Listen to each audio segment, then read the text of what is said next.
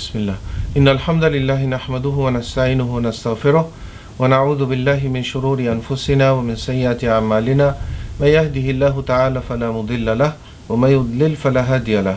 Wa ashhadu an la ilaha illallah wahdahu la sharika lah wa ashhadu anna Muhammadan abduhu wa rasuluhu amma ba'd. Fa inna asdaqal hadithi kitabullahi ta'ala wa khairal hadi hadi Muhammad sallallahu alayhi wa sallam wa sharral umuri muhdathatuha وكل محدثة بدعة وكل بدعة ضلالة وكل ضلالة في النار. My dear little children, I welcome you back to our discussion of the stories of the miracles of the miraculous life of Sayyidina Dawood and his son Sulaiman alayhi salam. And today is the day of the 29th of Muharram, 1445 years after the Hijrah, or the migration of our beloved Prophet sallallahu alaihi wasallam, which coincides with August 16, 2023. We are in the story of King Talut that we have heard. Allah subhanahu wa ta'ala mentions that Allah subhanahu wa ta'ala wished Talut alayhi salam to be appointed as their king, as the prophet in their time, and we mentioned this prophet, we do not know his name. In the next verse, and today we are going to talk about the Tabut, or the casket, or what is known in the popular culture as the Ark of Covenant. We don't believe in this Ark of Covenant. It is the Tabut or the casket or the box that is mentioned in the Quran. What is the story of this box or this casket, inshallah? And we are going to separate the stories, the real story that Allah subhanahu wa ta'ala mentions, from the myth or the fake informations very soon. But let's look at what Allah subhanahu wa ta'ala tells us about this Tabut or this casket. Allah Ta'ala says in Surah Al-Baqarah, وَقَالَ لَهُمْ نَبِيُّهُمْ إِنَّ آيَةَ مُلْكِهِ. And their prophet told them that verily the sign of his kingdom, meaning the sign of the kingdom of Talut, that he is appointed as their king, the sign will be from Allah, أَيَأْتِيَكُمُ التَّابُوتُ فِيهِ سَكِينَةٌ مِّن رَبِّكُمْ وَبَقِيَّةٌ مِّمَّا تَرَكَ آلُ مُوسَى وَآلُ هَارُونَ. This, that Allah subhanahu wa ta'ala, there shall come to you, meaning to the Bani Israel, a Tabut, the casket or the wooden box, wherein is the sakinah from your Lord, and the remnants of that which the family of Musa and the family of Harun left behind. Whatever, some of the things from the family of Musa and family of Harun, artifacts from the life of, or the family of Sayyidina Musa and Sayyidina Harun. Tahmiluhul malaika.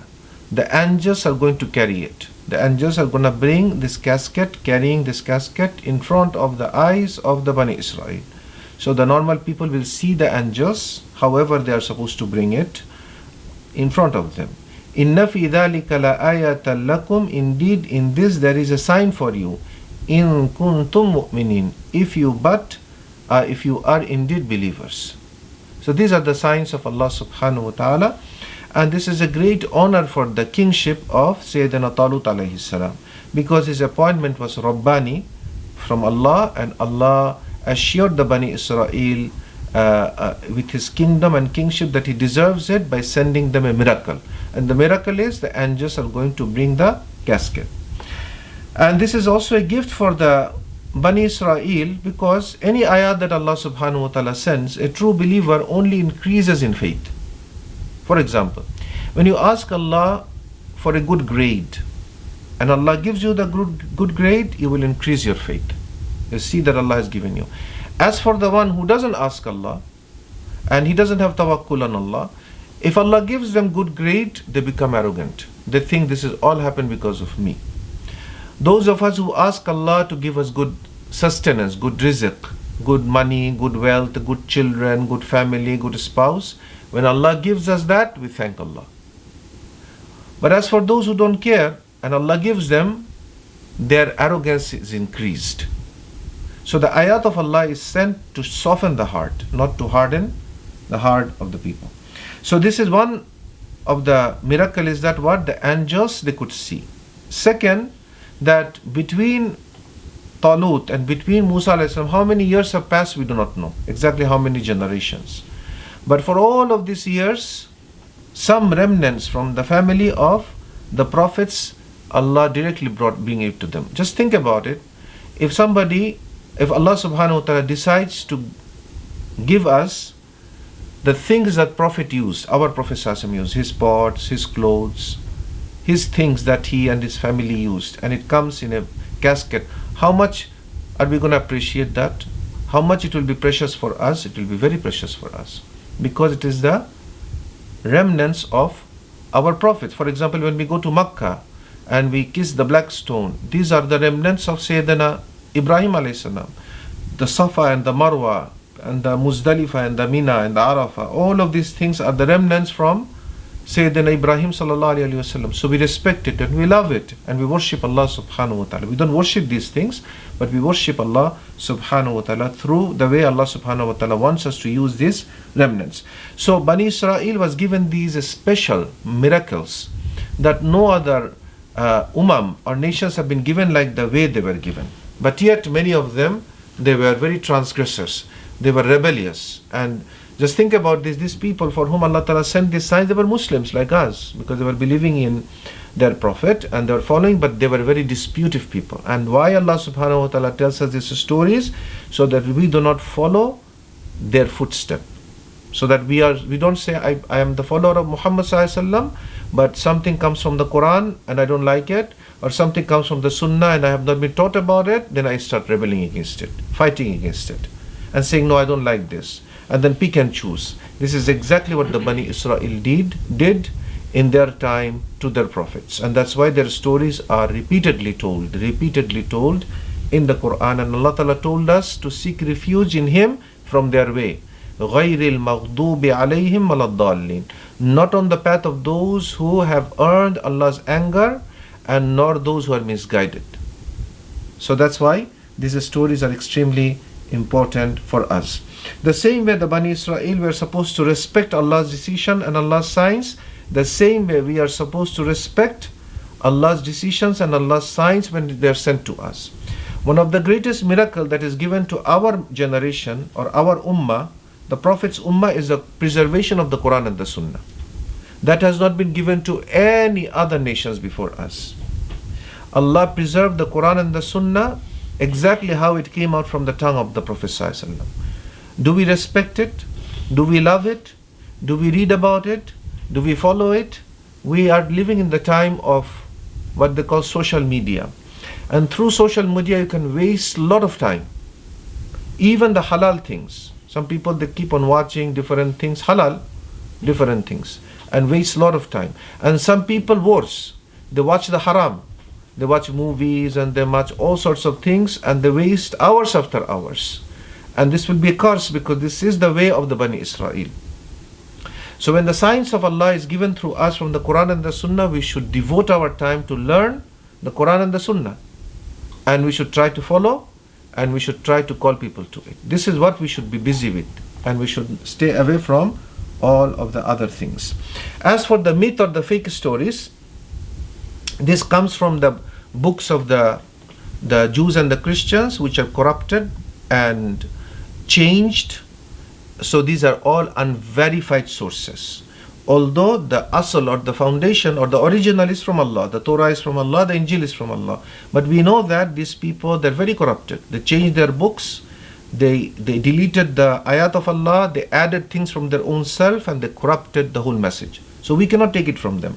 But however, these informations are there. For example, they say this, they call it the Ark of Covenant. They say that Allah, when He called Musa or Moses, for 40 days, Allah Ta'ala gave him the design of this ark, and to make it out of wood, to chisel it out of wood, and to cover the wooden casket with gold. Is this something founded? Nothing like this. We can confirm. Also, they say that this casket was stolen by the Philistines in the war against the Bani Israel. But the Philistine people, when they took this casket and they put it in different towns, Allah subhanahu wa ta'ala sent them calamity. God sent them calamities. So finally they could not keep the casket away from the Bani Israel, and they wanted to send it back on an ox cart. And then the angels came and pulled the ox cart and brought it to the Bani Israel. Is this story founded? None of this is from Allah subhanahu wa ta'ala. These are from the unverified and the fake reports of the Bani Israel. Also, they say that the sakinah, what was in the Tabut? Tabut there was, I'm going to discuss that later on. They said that the sakinah is basically, the sakinah is peace, tranquility from Allah. How Allah put it there in the casket, we do not know. And the baqiyya, whatever was left from Musa and Harun, we do not, Allah didn't define it for us. What is it? We do not know. As for the Bani Israel story, they say the sakinah was a golden basin in which the prophets and the messengers, their chests were washed. Is this something authentic? Not authentic. Also, they say the sakinah is a type of a wind that was put inside the casket. Some of them, they said sakinah had two heads. Some of them, they said the sakinah was in the form of a cat. And when they used to take this casket, whenever Bani Israel, they went for a war, they would take out this cat and they would blow on it. And when they would blow on this cat, they would get victory. All of these are from the myth and the fake stories of the Bani Israel. Then they say that casket was a ruh, a spirit from Allah, which would speak to them when there was a disagreement amongst the Bani Israel, and they would talk to it, it would speak to them. None of these are authentic. As for the leftover things, they say that it was the stick of Musa, and they say it was the stick of Harun, and they said there was a bottle of manna. Manna and salwa, as we know, it was given to Sayyidina Musa alayhi salam. Said bottle of manna, and some of them, they say there was the remnants of from the tablets of Sayyidina Musa alayhi salam, the Torah, and some of them, they say there was the original copy of the Torah which was written in the guidance, under the guidance of Sayyidina Musa alayhi salam. All of these things have no foundation from the Quran and the Sunnah of the Prophet sallallahu alaihi wasallam. So we cannot verify these things, and these are all from the myth and the misconceptions that unfortunately many Muslim speakers, they added in this story, and they tell it so people, general public, general children or our youth or general Muslim, they cannot recognize what is the truth and what is the falsehood. And we have to understand that when the people are not satisfied with the Quran and the Sunnah, the revelation, this is what happens. Even today, if you go and search the history of the Ark of Covenant, first of all, we do not call this Ark of Covenant. This is the Tabut, as mentioned in the Quran, a casket. That's it, simple. A sign of Allah subhanahu wa ta'ala. But you will see that many of the groups throughout the generations, they claim that they have the original casket. Today, the most famous story is it is preserved in one of the churches in Ethiopia. It's called the Ethiopian Orthodox Tawhidi Church or Tawahidi Church, and they claim that the original casket is preserved there. All of this, of course, is, and there are other people, they claim other things. Okay, and this happens when people are not satisfied with the revelation, and they add their own myth and own colors to it. The truth is very simple, and the truth is only preserved by the Muslims who will follow the Quran and the Sunnah properly. What is the truth? Allah subhanahu wa ta'ala wanted to appoint a king, and his name was Talut, as mentioned in the Quran, and the Bani Israel were disputing about it. So Allah subhanahu wa ta'ala sent them a sign. What was the sign? The sign was this casket. Allah sent it while the angels will be carrying in front of them. What was in the casket? Very simple. There was sakinah, and sakinah is tranquility. That's it. If Allah subhanahu wa ta'ala describes it no other way, and the Prophet didn't clarify it or explain it, which means we have to keep the words as it came to us. This is the belief of the Ahl Sunnah wal Jama'ah. Sakinah means tranquility. However, Allah put this sakinah in that casket, Allah knows. Allah can do anything. Love, affection, tranquility, peace, these are things which we feel. Okay? But can we hold it as a tangible object? We cannot. Okay, but Allah can give it a shape or a size or whatever way, He put it there in that casket. We believe because Allahu qadirun ala kulli shay. Allah is able to do anything.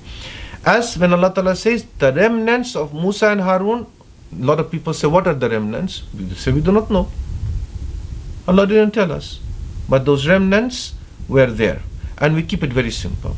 This is sent as a sign for the Bani Israel. And remember, Allah subhanahu wa ta'ala warned us against the Jews and the Christians, that they write things with their own hand, and then they claim that this is from Allah. They write things with their own hand, and then they claim this is from Allah subhanahu wa ta'ala. Many Muslims, when they are trying to describe these stories, they forget this fact. And they try to get the rest of the information that is bothering them from those sources. We cannot do that.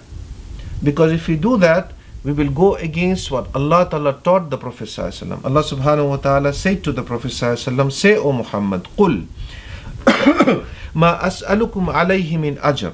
I do not ask you to give me any wages for calling to Allah. Okay? وَمَا أَنَا مِنَ الْمُتَكَلِّفِينَ. And I am not one of the mutakallifun. Allah commanded the Prophet ﷺ to tell them, which means I am not one of the fabricators. I do not pretend information that doesn't exist. Those people who think that they can go to the Torah and Injil and the previous books, unverified sources, and they bring these informations to describe these stories, this is against the methodology of Allah subhanahu wa ta'ala and against the teaching of Allah subhanahu wa ta'ala to the Prophet sallallahu alaihi wasallam. The Prophet sallallahu alaihi wasallam never explained anything unless the explanation was from Allah subhanahu wa ta'ala. So we should be satisfied with whatever Allah has described us with these stories with, and inshallah ta'ala we will make the matter very simple. Our focus should be what is the lesson we learn from this story. The greatest lesson we learn from this story is to appreciate the ayat of Allah when it's sent down to us. Allah sent down the Quran, Allah sent down the Sunnah. We should respect the Quran and the Sunnah. And from the respecting the Quran and the Sunnah is to learn. People do not want to give any time to learn. They just learn from here, learn from there, and have a vague information about Islam. We have to sit down and we have to learn from the text, reading the ayat, reading the hadith, understanding it from our scholars. This is when we will be amongst those people whom Allah subhanahu wa ta'ala says, صِرَاطَ الَّذِينَ أَنْعَمْتَ عَلَيْهِمْ, the path of those who you are pleased with. Subhanakallahumma bihamdik, ashhadu an la ilaha illa anta astaghfiruka wa atubu ilayk. Assalamu alaikum wa rahmatullahi wa barakatuh.